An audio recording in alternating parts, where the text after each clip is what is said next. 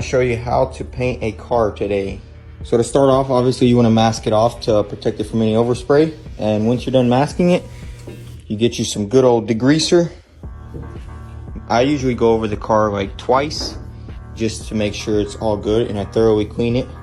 And then once the car is thoroughly cleaned with degreaser, I hit it with a final clean, which you can actually use Windex. Windex is probably the best option besides actually going and buying legit final clean, so you can save some money there. And now I'm ready to spray. So first thing I'm going to do is apply some adhesion promoter onto the bumper. You have to do this with plastics or else it will chip. And before you spray anything, you want to go ahead and tack it. If you ain't tacking, you're slacking. This pretty much gets trash out. As you can see right there, that little piece that will show in the paint. So once you tack it, it'll just get rid of all that trash and make sure you have a nice smooth finish. Okay, so the bumper's bulldogged. You do 2 light coats because if you make a run on this, you're gonna have a very bad day.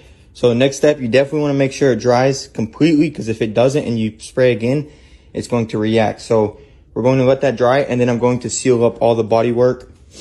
This is optional, but I like to do it because it just makes sure you have a perfect finish. So we're gonna wait for that to dry, and then we'll seal that bumper and seal all this bodywork area.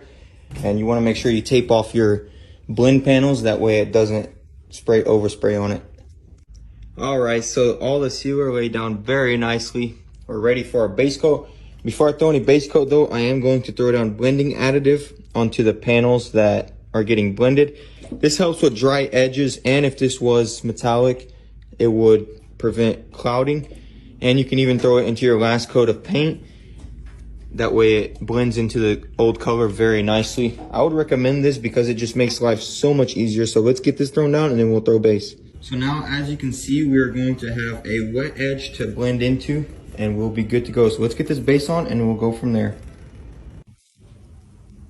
Okay, so our base coat is on, it's nice and smooth. Now it's time to go ahead and clear this thing.